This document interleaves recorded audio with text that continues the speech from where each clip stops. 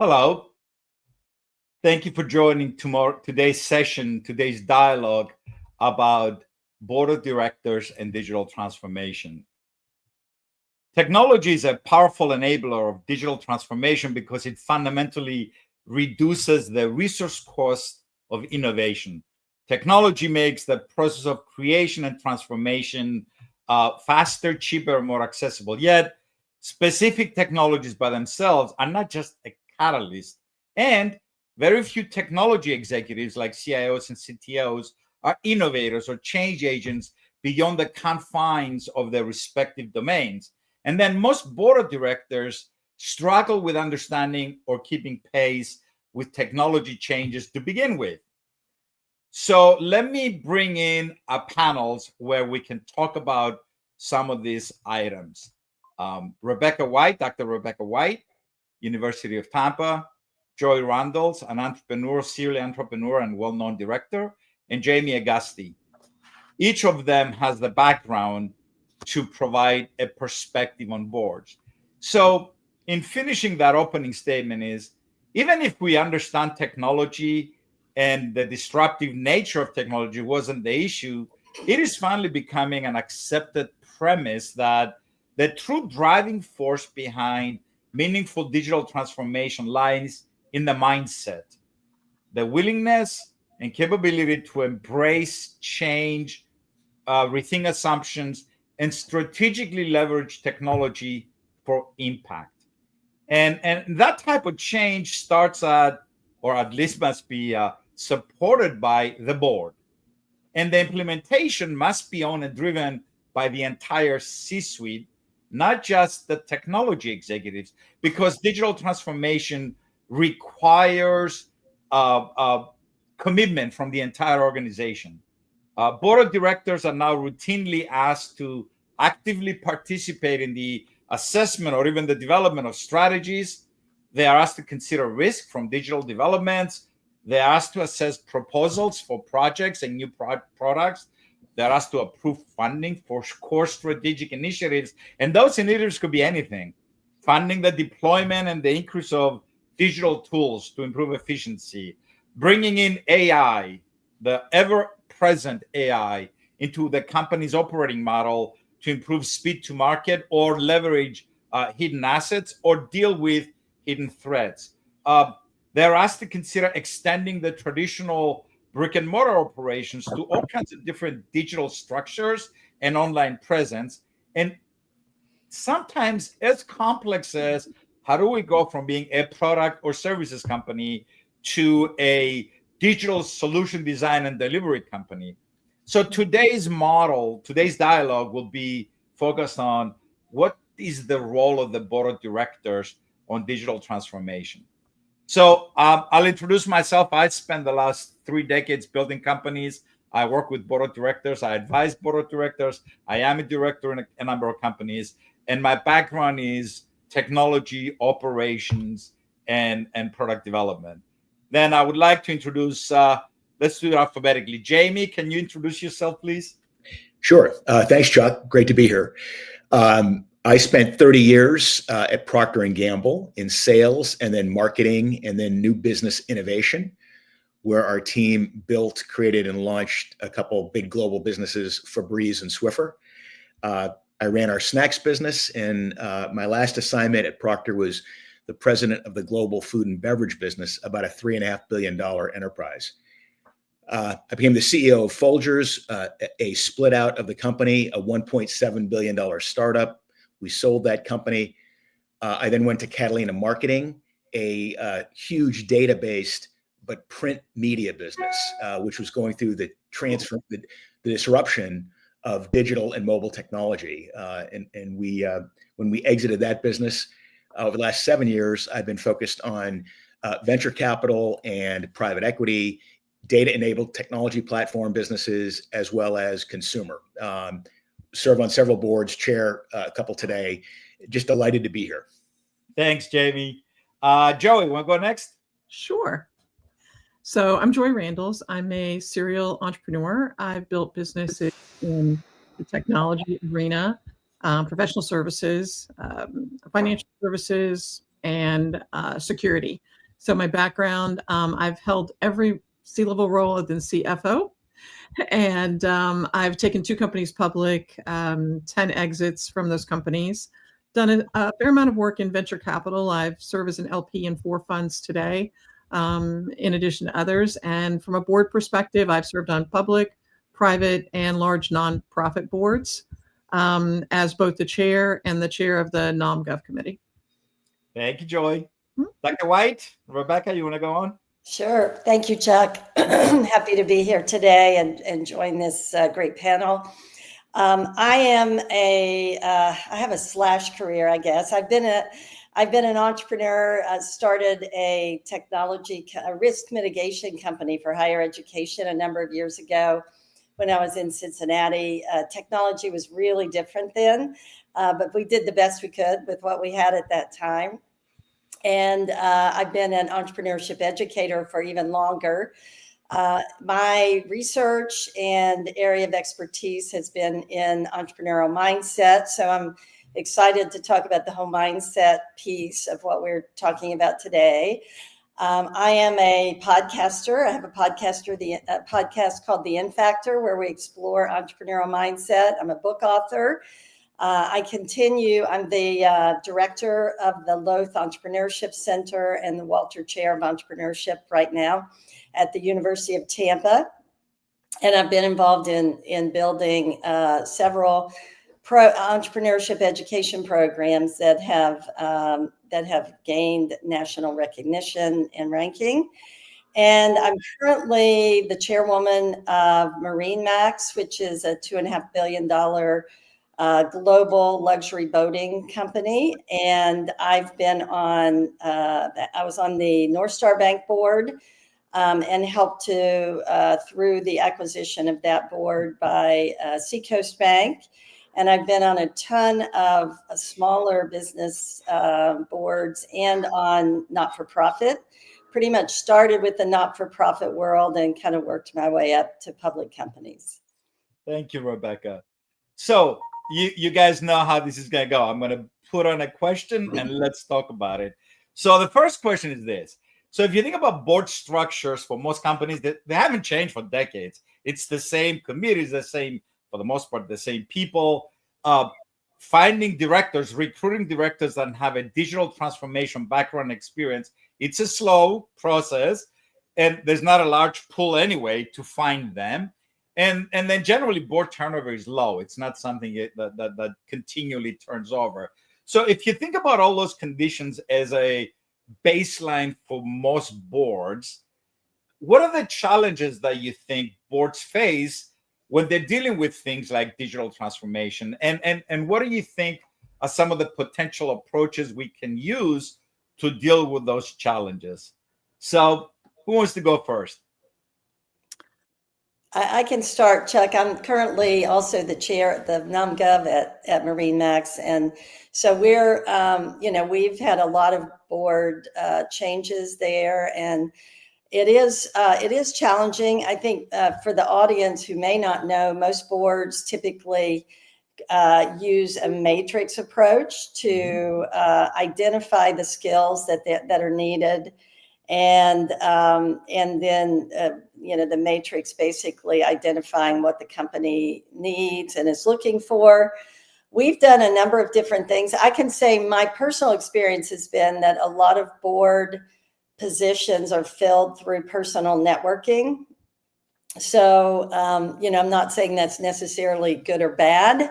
I just know that that's been my own personal experience. But, I think that, in today's world, it's really important to use search firms where you can to give you some credibility. But I think we have to kind of look beyond what we traditionally think of as a board member, typical board member. And I think I'm a perfect example of that, because most board members come from the C-suite, especially for public companies, of other public companies. And I don't think that's always the case today. So I think using those tools, our network, the matrix, but also looking a little bit beyond the traditional to find the right people and the right skills are important, because it's true. You know, we need to have people that understand this whole digital transformation, but they have to bring more than that to the table as well. So Jamie, Joey? Yeah, thanks, Chuck. I would say a lot of this depends upon where the company is in the S curve, right? If it's an early stage startup today at 10 million of ARR, you know, it's probably going to be pretty digitally savvy and fundamentally, you know, built upon, I'll call it digital technology capability. Larger, more established companies that, quite frankly, do not have that digital native capability it's really challenging. And a couple things that I you know, number one, saying you're doing digital transformation is easy. Doing it is incredibly hard. And the list of companies that have made massive investments and failed significantly is huge, right? So this is a really tough issue. Yeah. But the CEO and the board, they have to be all in. To Rebecca's point, a piece of that is bringing in at the appropriate time digital natives, people with that capability. That's a hard and slow process. A couple things that I've seen that have been very helpful is board members getting reverse mentorship from digital natives and from technology experts. I think it's really important. And quite frankly, at one company I was at, we were basically once a quarter spending a day, half a day with these digital natives. And that was incredibly helpful. A second piece for me is you got to get some smart folks who understand the transformation, but understand the challenges of organizational process, design, and change management. Whether they're consultants or Sherpas, I think getting access to people who have had experiences with that kind of transformation is really important. And, you know, it's hard to find, and if you just helicopter into a board today, hard to find a lot of that, I'll call it young native digital talent who are also capable of understanding what organizational process and transformation change management looks like. Yep. Because I'll just say this, for every dollar you spend on technology investment around new digital capabilities, you better be investing that same amount in organizational change management. Here, here. I will agree and disagree. In reality, Jamie's number of $1 is actually $3, and that's an industry fact on the other side. So, but you know, it's interesting. There was a study. So when I saw this question come up, I was like, you know, maybe I can add some facts to this thing. So there's actually two studies, one out of Harvard and one out of MIT, that were completed last quarter of 2024. Ironically, 95% of boards believe, and this was over 1,000 boards that they surveyed, public and private, but larger companies, 95% believe that technology and this digital transformation is mission critical to the survival of the business, right? 95%. However, 55% of their directors all come from finance. Only 4% have any technology experience. Less than 1% have cybersecurity experience, and less than 0.25% have AI experience. Of that group that has tech experience, only half of them, Chuck, to your original point, have had it in the last 15 years. So they're kind of, you know, don't really have the other side of it. However, if you flip that around and you look at the data that's out there, there's a congruent aspect of it. 38% of the companies that have digital experience on their board, not advisors, not other things, on their board, have a higher market capitalization of more than 20% above their competitors over 3 years. Which makes a lot of sense. It does. To me, it's not an option anymore. So we can say that it's an option. We can say that having a consultant's an option, but it changes the conversation in the boardroom when you have somebody who actually understands those aspects, right? And so you need to have someone who can help bridge that gap. To Jamie's point, it's great to have somebody to come in and brief and to help, because every board member needs to understand some basics about technology. But you're not going to get every board member who's going to understand how all of the pieces fit together. Because in reality, the only way to do that is if you've done it.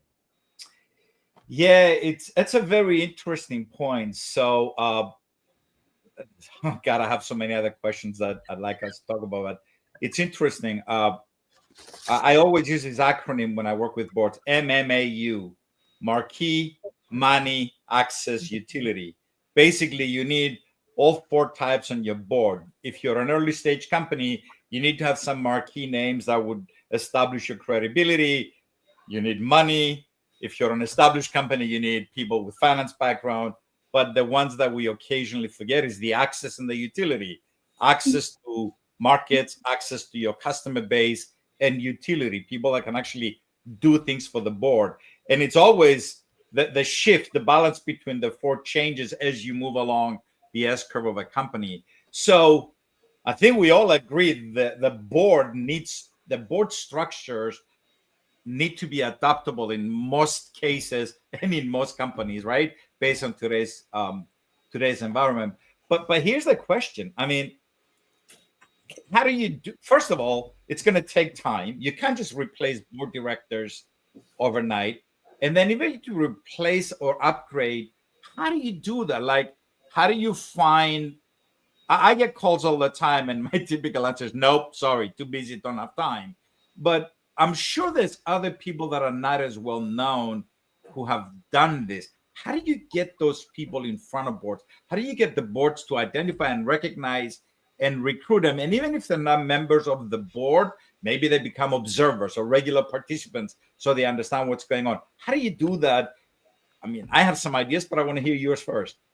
I think, to Rebecca's point where she said it's personal network, right? So in reality, the majority of the board seats are filled from a personal network, right? Because it's not just what you know, but it also is how do you fit into the culture of that board? That's really important.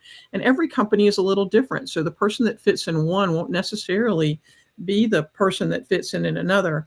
And I think the other thing that you have to have, right? It can't just be somebody who is a technical genius, right? There's nothing wrong with that at the end of the day, but boards are looking at strategy. And so whoever this person is needs to have managed a business unit or, done something like that, because you have to look at what the impact beyond the technology impact, what is the impact of these decisions you're making to the business and to the bottom line, to their customers.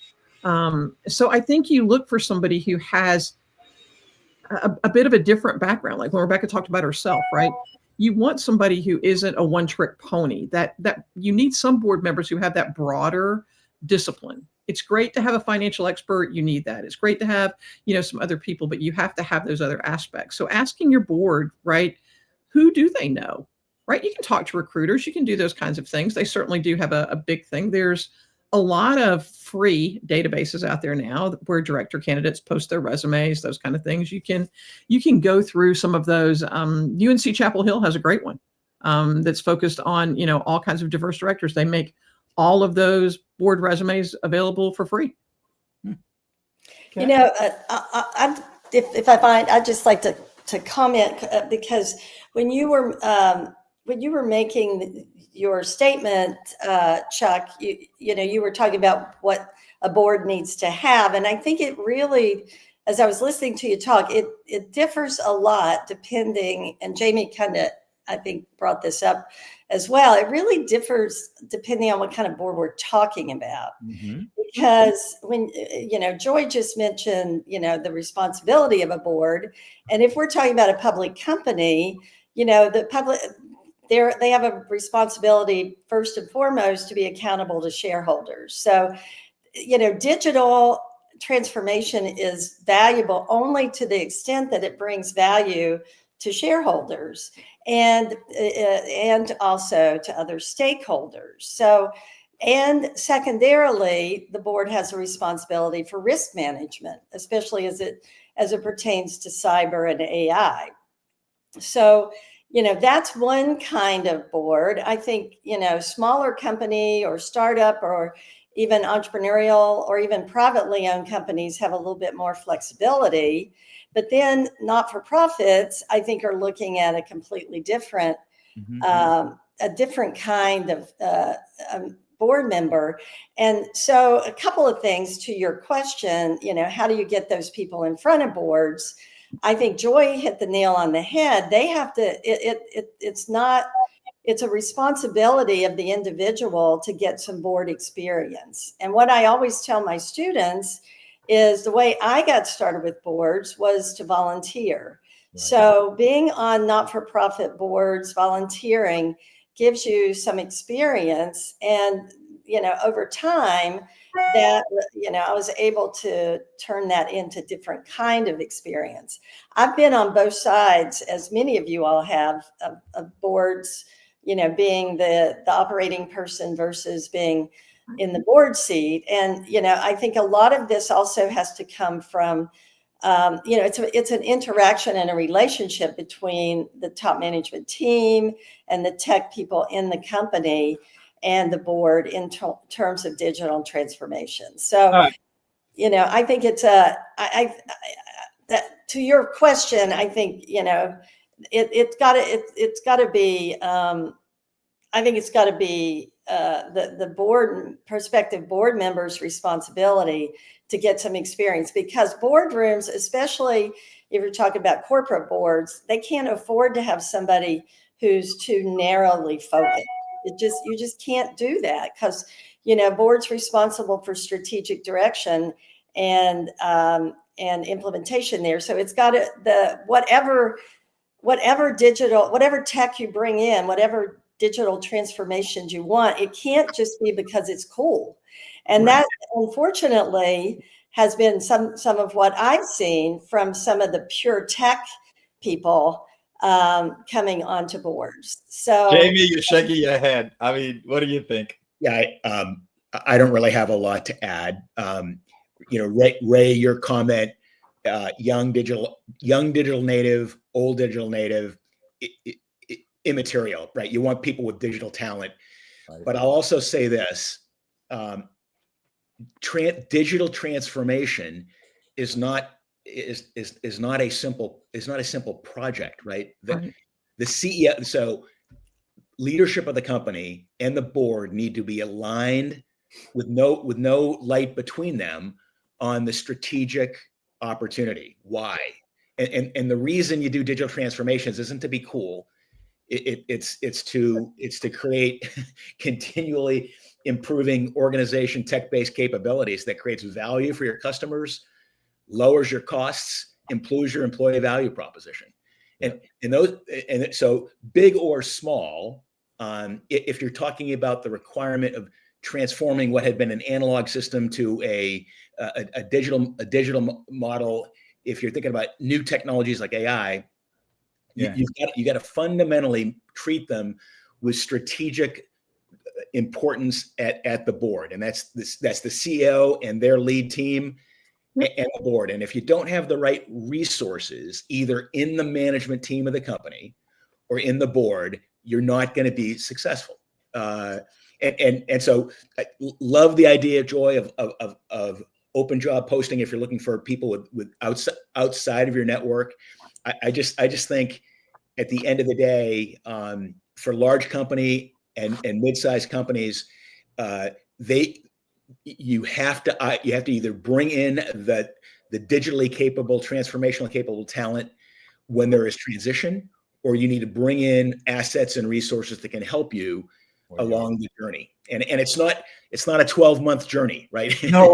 No. So here's a question for you. Your point, Jamie, it's really, when we think about digital transformation, right? It's not about a project. It's never been about it's business reinvention. Right. It's not a one size fits all thing. And so everybody from top to bottom has to buy into it, because there are all these other factors that we have to consider. It's not just about the tech. To be honest, the tech is the easy part at the end of the day, right? It's what are the derivative implications to the business? Right. When we put that in there, do we have the right people now to manage it? What's the maintenance cost going to be associated with it? And does it actually add value, right? So it's cool, and that's all well and good, but is it going to build my brand? Is it going to improve talent retention? Is it going to improve customer retention? Is it going to increase my top line, my bottom line? Like, all of those different components really matter. And there's always a risk, right? Anytime there's something new happens, there's an opportunity risk for not doing it, right? But there's a threat risk for what happens when we do it. Like, what are those other pieces to it? Yeah, Go ahead, Jamie. I'm sorry. I would just jump in and say, the number of critical digital, I'll call them transformation, ERP systems, CRM systems at large companies, 𝗗𝗂𝗀𝗃, that have radically failed. They're driven by the fact that they were viewed as technology projects, and the mindset of an organization and a cultural shift. There was not the change management, the business process management required.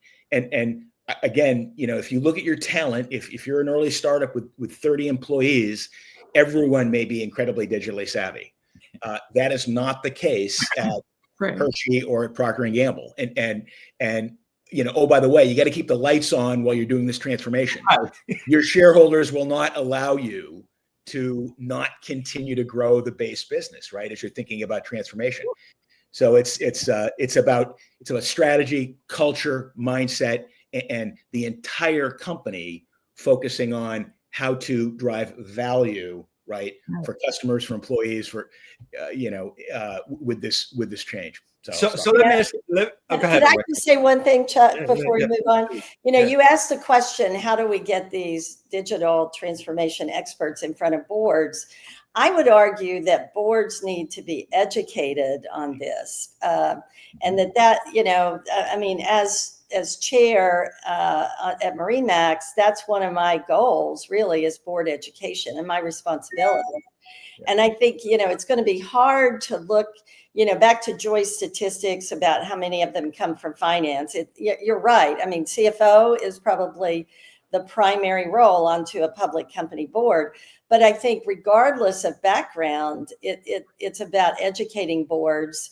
And I did have a question for you, Chuck. You said structure needs to be adaptable. And I wasn't sure what you meant by that. So I'll answer that because some board structures are so rigid. You have the compensation committee that doesn't talk to the capital expenditures committee, that doesn't always talk to the compliance person. And when you're trying to do a digital transformation project, usually touches everything. And the rigidity of, well, I'm not on that committee, I can't participate. And I haven't seen that in smaller companies, and I'm sure Joey and Jamie will. Smaller company boards, we can deal with that. It's pretty easy. It's like, okay, I don't care what committee you're on, let alone community boards. But large companies, that becomes a problem. So sometimes you need the structure to be adaptable to whatever it is you're doing. If you let the structure be the blockage that you can't approve a project because somebody in finance, in the financials committee, doesn't understand the implication of new markets because they're not part of the innovation committee, it just becomes a whole bunch of silos. So the structure sometimes becomes. I would just say that's not been my experience. Because that's because you're the chairman and you won't allow that to be your experience. I guess, but even on other company corporate boards, the board members have pretty much. I mean, not to say there aren't times when board members are not aligned at all, but I haven't seen that. And I would say that sometimes. Especially if you're talking public companies, structure isn't really negotiable. I mean, there are requirements about what you have to have. Yep. And so I'm not saying it doesn't happen on boards, but I haven't seen that as an issue. So a long time ago, Chuck. I don't really see it as much today, like in the last, 10 or 15 years, like very early on, like it used to be a bit more rigid, but I kind of agree with Rebecca. And I think that, today boards tend to stand up ad hoc committees or subcommittees to address some of those issues. And if the chair is doing their job, right, if the board chair is doing their job, then there's a broader conversation that comes up from those other committees that happens in the boardroom. And so I think that's really the way to address it. I stand corrected because the assumption that I know Rebecca as a chair, I know you, I know Jamie, I know I would never allow it to happen, but I haven't, and I have elected not to join boards or participate in boards when that structure exists. So I didn't know. But if your experience is now, Chuck, you're a little overreacting to that, I'm okay with that. If that's the collective experience, I'm okay with that. It makes sense. It's just that I've avoided those boards, so maybe they're not there anymore, right? The board's job, right? So a board member's job, right? Any board member, if they're seeing that happen, is to bring that forward. That's their role. Yeah. And so I think, unless there's some underlying factor, to be honest with you, Chuck, I would say you see that more in PE control boards. So if you want to be honest, I think that could be true. I think that could be true. Let's move to the next subject, because this is one of the ones that that drives me up the wall, right?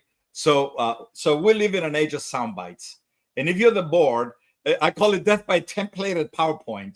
Everybody that was to bring an initiative, they follow the same damn templates from PowerPoint, and I hear the same stuff over and over. So I personally have this rule now.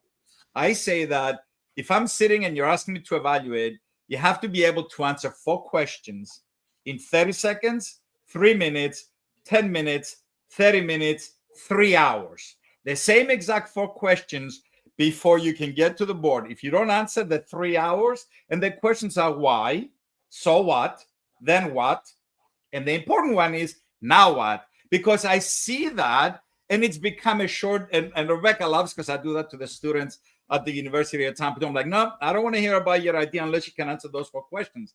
And I know that's my way of doing, because I'm an engineer and I like structure, and that's the way I do things. But I wonder, what do you guys do when you hear these proposals that come to the board? What's your way to avoid, death by templated PowerPoint slides for new initiatives, especially something as critical as this is going to change the company, right? Substance over style. At the end of the day, to your point. So I would tell somebody, you have to ask the question, does what you're bringing forward address a strategic pain point or an opportunity? And are you able to articulate the landscape of risk and interdependency? Right. So it's answering your questions, Chuck, but that would be kind of how I'd say, like, if you can't do these things, and if it takes you 50 slides to do that, then go back and rethink this, because, it can't take you that long to explain it, because the board will have gone to sleep by the time you're done, or kicked you out, one or the other, because they don't have time for that. So, have those specific components ready at the end of the day, but be able to explain it, and be able to explain it in terms they will understand. You have to speak their language, not yours. Fair enough. Jamie, Rebecca? I think Joy makes a fantastic point. One of the great things about working at Procter & Gamble was the one-page memo. And at the end of the day, if you cannot reduce to 1 page, the strategic choice, the rationale, the risk, then you've not thought hard about it enough. And so I think so the why for me is incredibly important. The other piece for me is, especially in major transformational investments, I don't want to just hear from the CIO or the chief technical officer. I want to see and hear from the people that are doing the work. And my experience has been, as opposed to, making the board presentation opera, lots of costumes, lots of rehearsal. Now let's roll up our sleeves and talk to the folks that are doing the work. The other piece for me, Chuck, is, and I think Rebecca has said this with public board, is that my general sense is that boards that meet once a quarter for 2 hours, they're not really able to do this work, right? Right. So if you're talking about an important digital transformation, it is a heavy lift. And my viewpoint is understand the why, reduce it to a very simple, I'll call it 1 page, or you can generate a B round with 8 slides, right? So small, short, concise, and you want to have the people doing the work there, so that you can both ask and understand where they are in the process. Yeah. It's interesting because there's sometimes the boards default to the C-level suite, right? And they'll make the CIO, the CTO a board member, or they will ask them to lead the initiatives. And I'm sorry, but a lot of CIOs, their job is to run the IT plumbing. They're not digital transformations. And a lot of CTOs, as brilliant as they might be technologically, their focus is technology implementations. And it's interesting. I had a conversation with a board that I advised about a month and a half ago, where the CTO presented this great program. And I said, have you talked to any of the frontline people? And they go, well, we don't need to talk to them. We know what they need. And I kicked him out of the boardroom. I was like, go, leave. All right. Because his idea was, oh, I'm going to bring this technology and it's going to be magical. And the joke that I made, Jamie, you'll appreciate this. I say, here we go again. Freaking Mikey will eat it. AI is like Mikey. Mikey will eat everything. I said, go talk to the frontline people, right? So, Joe, you're laughing. I'm sure you have similar experiences. Yeah, I mean, there's so many projects that fail. Like Jamie mentioned this earlier, right? And so we see it, not just projects, but acquisitions fail all the time because of the lack of the ability to think about how we're going to integrate this technology at the end of the day. And so you really have to think about those other components. But it doesn't matter if technology for technology's sake has no value, none at all. It's zeros and ones. And so the only value that technology brings is how it impacts the business or human beings. That's it. All right. So let me shift the conversation a little bit to another question. So now let's do a little thought experiment that you manage to get somebody that presents a clear picture of the why. This is why we need to do it. So what? Well, this is why you care. Then what? This is all the things that we're going to do. And now what? Well, when we're up and running, this is what it's going to look like, right? So manage to do that. What do the deliberations look like? Because to me, I always find it fascinating how different board cultures deliberate differently. Some of my Middle Eastern friends that invite me to the board meetings, you think they hate each other because the conversations are loud and, challenging and everything else. Some of my Northern European friends that invite me to the board meetings, heaven help you if you raise your voice. And then, when I go to meetings and, I tend to let my Greek come through, right? I raise my voice, I get excited. And then some companies in the US, how dare you challenge the CEO or how dare you question anything? How do different boards manage deliberations? Because we've all been in different kind of board structures. I'm curious to hear your perspectives. And maybe even more importantly, how would you know that the way you're deliberating this, whatever initiative digital transformation is going down the wrong way? I'll start with a few comments. I think it depends on the culture of the board, and you're going to have every kind of culture imaginable out there. So it really comes down to emotional intelligence and being able to read the room and how you interact with colleagues. And I've experienced, several different cultures, but I can say that in most instances, my experience has been that the people in the room do have a pretty high level of emotional intelligence, and that's not always the case. But in general, you're talking about professionals, and so it's going down the wrong path if there's, if in my mind, it's going down the wrong path if there are various factions of the board that, if there's not honesty, transparency, accountability, all those things that you need in any business discussion. So, I don't know that it differs from any other business discussion or experience. But, I think it's really about understanding the culture. And I see someone's mentioning, cultures differ. And that's true. I mean, if you've got an international board, there are going to be different cultures at play. Again, it goes back to, I think, I call it emotional intelligence and being able to interact with others in a professional, respectful, ethical way and holding each other accountable. I don't know if that's what you're looking for. I mean, I'm not going into maybe details of how decisions are made because I think that can be proprietary, but I think it's about culture and being able to read the room. But the deliberations differ, right? I mean, it's always be like, it's funny. So I'm on one board. There's 2 Israelis, a Canadian, a Polish guy, and 2 native born, and the conversations are so different because when the Israeli guy and I get into an argument, everybody shuts up and lets us go at it until we resolve it, because the way we communicate is very different. But the deliberations are always around the same. The interaction is different, culturally different, right? I mean, Avi gets in my face, which is fine. I mean, that's the way he does things. It's a cultural thing, and I don't mind. But the deliberations are always about: do we know what we need to know? Is there anything that they haven't told us? Is anything that we should be asking that we haven't asked? Did we get a sugar coating on everything?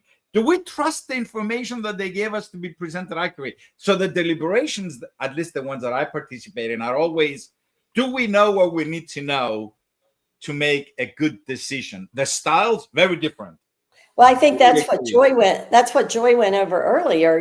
How does it align with strategy, and what are the risks? And then Jamie brought in more about the people. So I think, those issues are I think it's going to be around those issues. I think how people interact is going to be part of the culture. I think that's true. It's the company culture and it's the board culture, right? And then you have different cultures based on where these individuals are from. So if you had an all U.S. board, that's going to be slightly different behavior than if you have a board with international parties on it. And I've had both.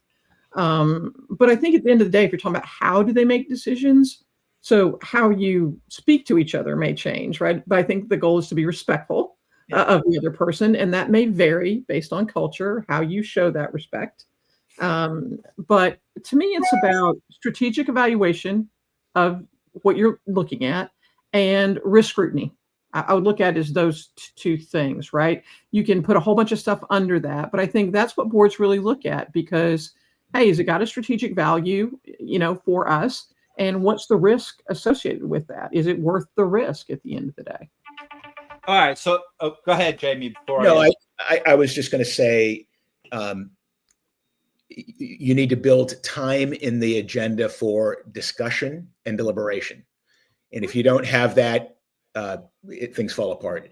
Executive session, in my view, is also a very productive way.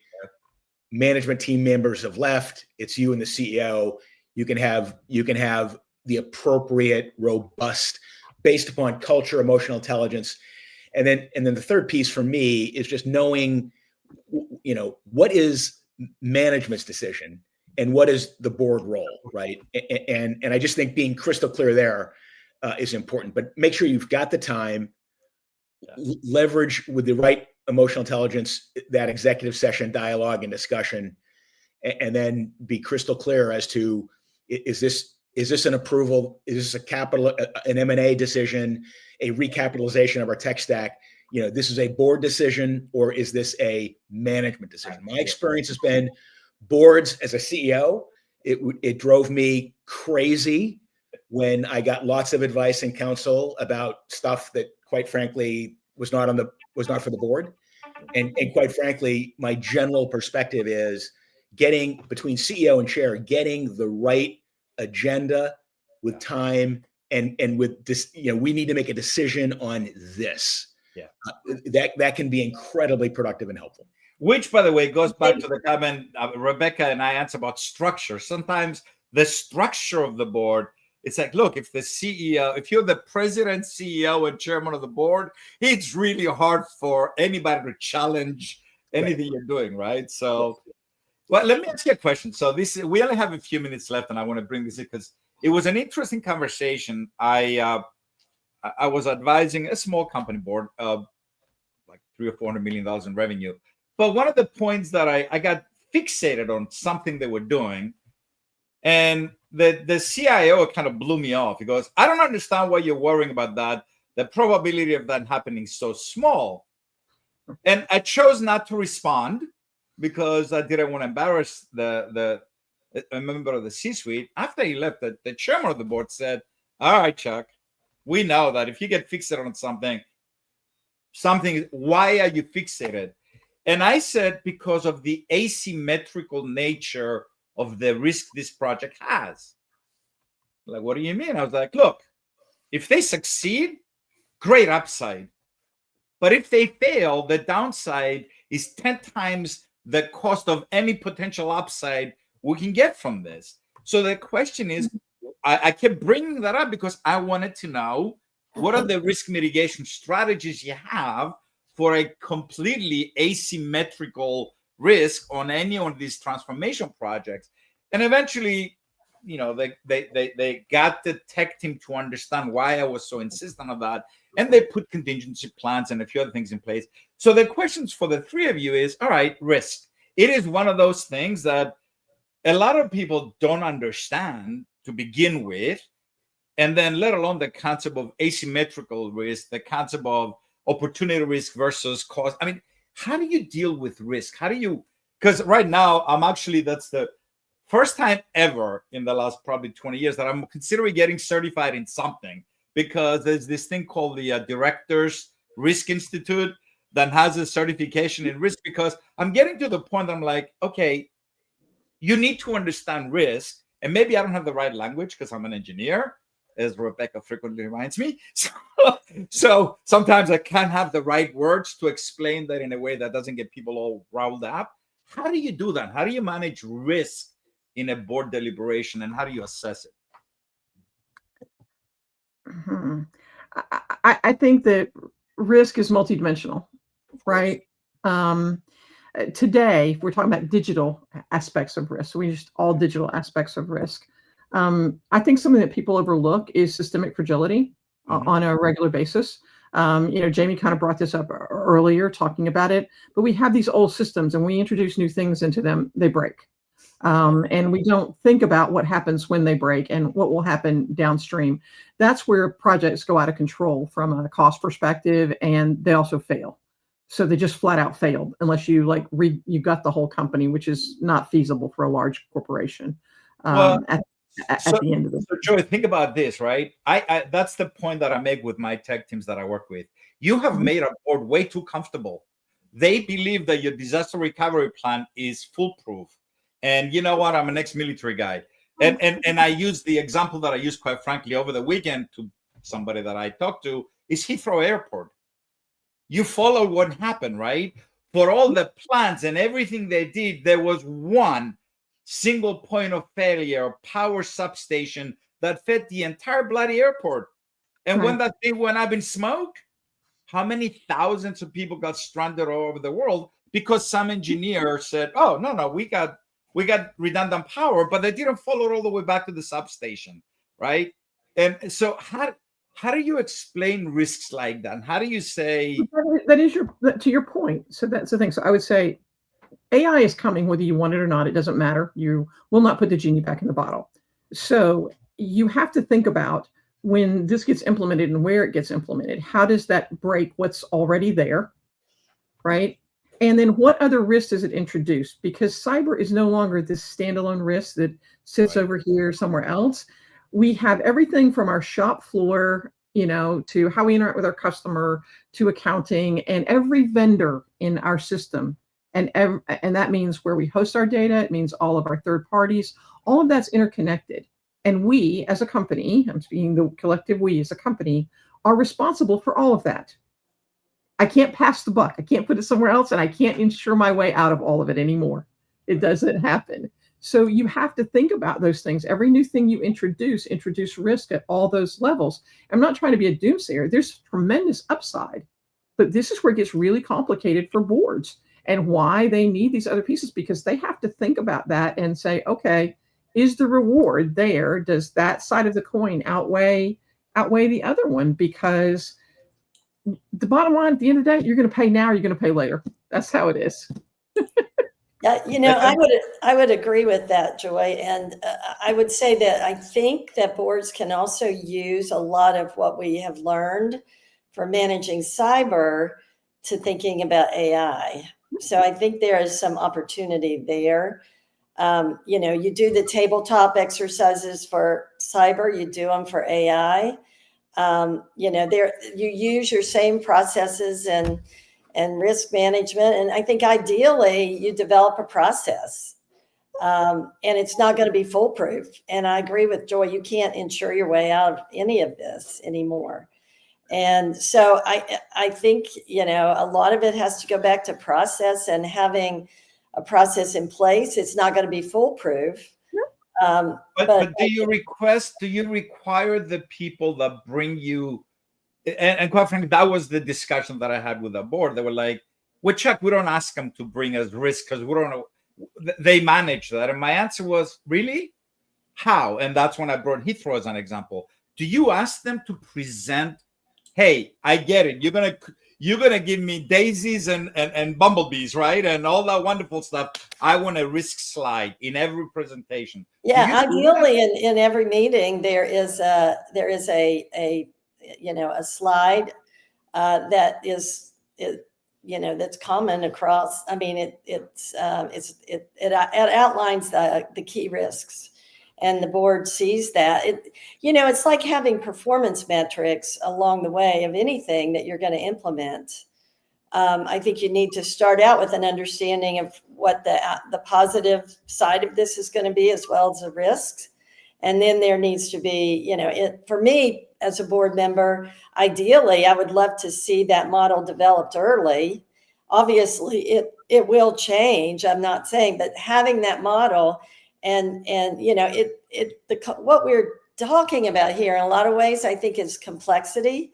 And so, we underestimate a lot of times, I think, the value that can come from taking a very complex situation and putting it into a model that focuses on the key concerns. And so that takes some real skill to be able to communicate that. But and to take that. But that ideally, as a board member, if I had my perfect world, I would have that, with every new initiative, I would have that. I mean, I think to Rebecca's point, every board has a risk appetite, right? Every company creates one.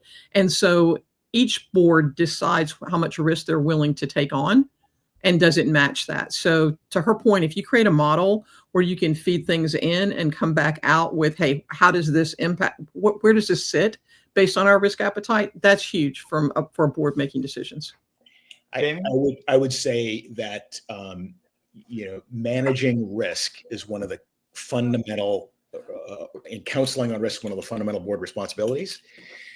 If you think about it, audit committee, we sit down with external auditors every year that help us manage and review financial risk. We a couple of companies that we have an operations group. We do an annual BCP review, which again, was it great the first year? No, it was lousy, but we've been doing it now for 4 years and it's getting better.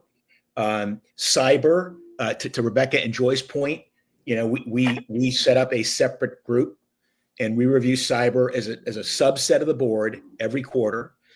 For the big strategic challenges, one of the techniques that I have seen most effective is scenario analysis. Yep.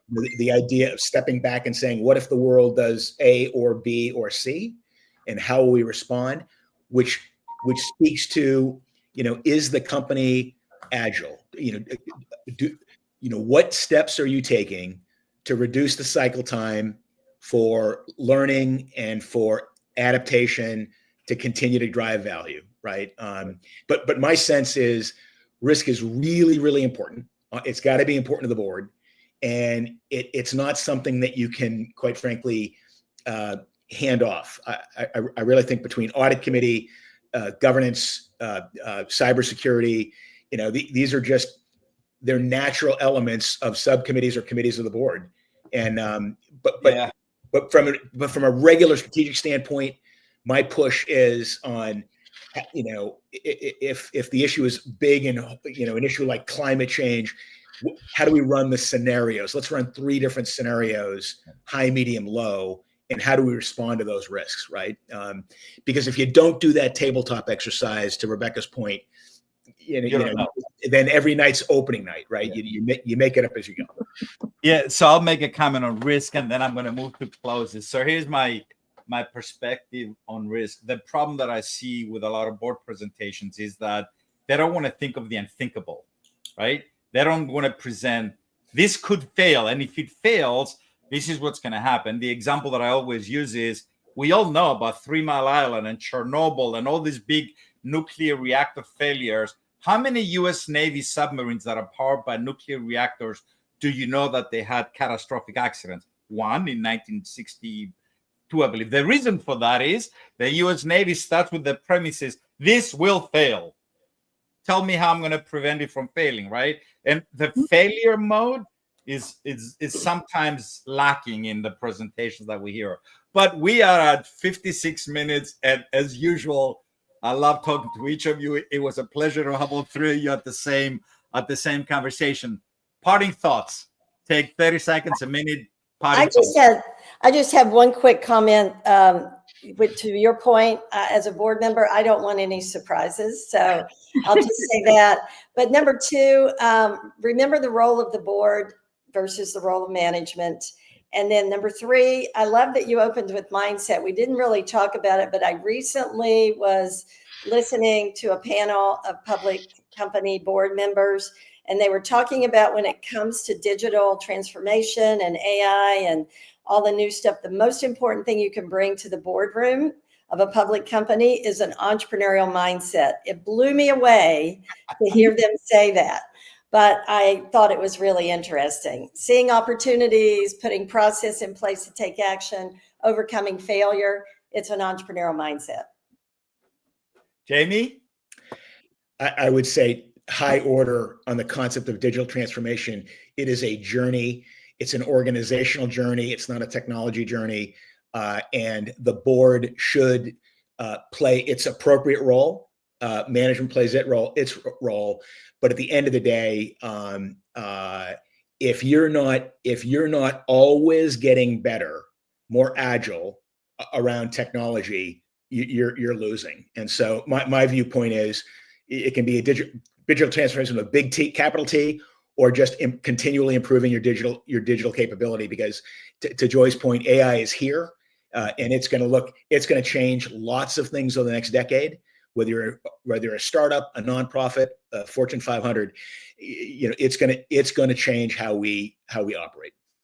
Joey? So I think I'll kind of bring all that back together. So reshaping industries. So digital technology is reshaping industries, and that's going to be where we are.